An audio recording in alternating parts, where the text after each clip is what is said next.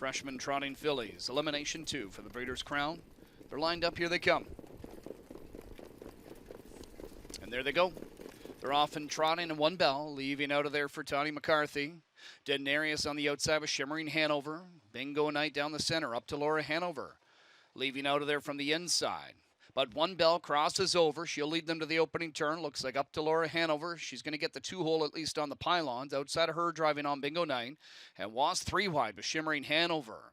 Then in 5th, that's Jailbird Jog. She's not going to duck to the inside. She'll roll. Denarius is parked out 6th. Nezuko Kamado to the inside 7th, and it's back to Laney W. Sparks is next to last. Cupid Hall trails.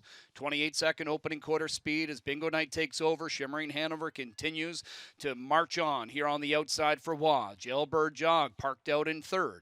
1 bell to the inside 4th with up to Laura Hanover trotting 5th in front of Denarius. Then Nezuko Kamado, Laney W. Sparks, and 3 more to Cupid Hall. Jailbird Jog and James McDonald now taking over just after parking to the half in 55 and 3.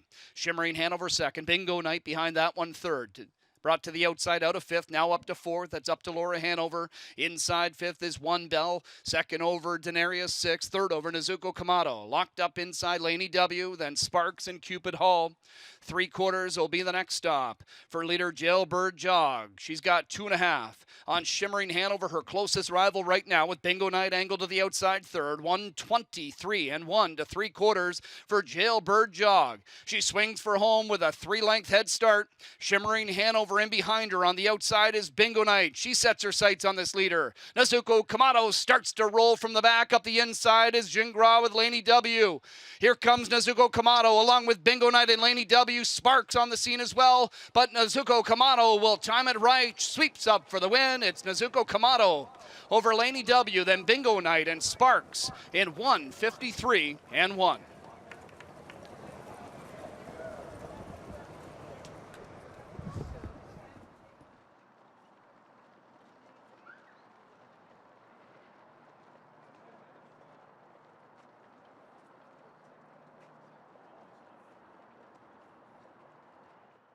Starts to roll from the back. Up the inside is Jingra with Laney W.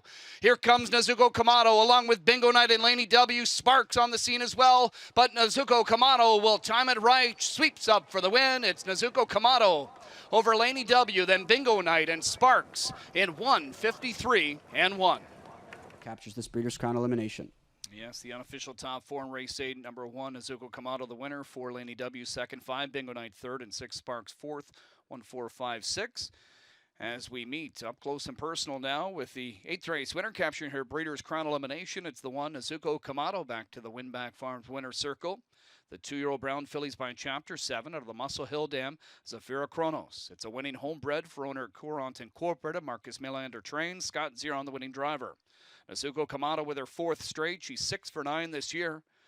Trots in 1:53 and 1 here this evening off the pace to secure her spot in the Rich Final next Friday.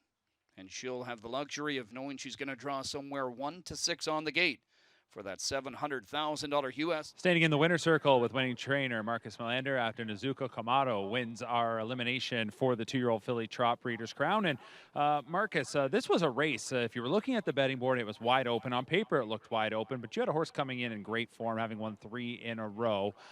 Talk about watching that race, because as I watched them go in that first turn, it was quite the scramble. Leaving from the rail can be tricky here. You ended up mid-pack, and as this race was unfolding, what were you thinking? I know she could be 5th to make the final because she got the most earnings over the other one in the other race. So because it was she was far off, but you know, it was some good pace there, and you know, she really flew home. She certainly did, and that's what I was going to ask you next about, was when she got unleashed there in the lane. She just gobbled up that ground, and has that kind of been one of her best assets all along?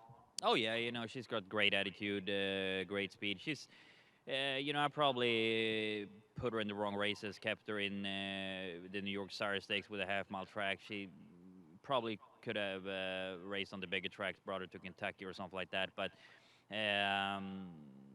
you know, she's a really good horse, and looking forward to the final.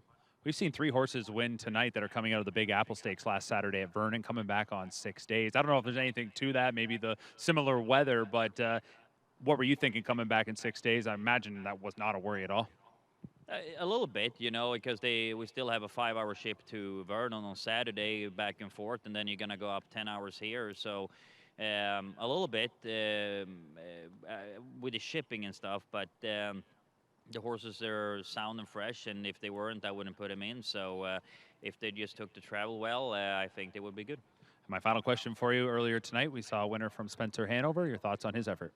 He really figured something out there the last couple of starts. He knows what he's doing, and he's going into the final here in a really good form. So he drove good. So it's gonna be an exciting race. All right, congratulations on this victory. Thank you. All right, there you go. The final elimination for the Breeders' Crown 2-year-old filly trot is in the books.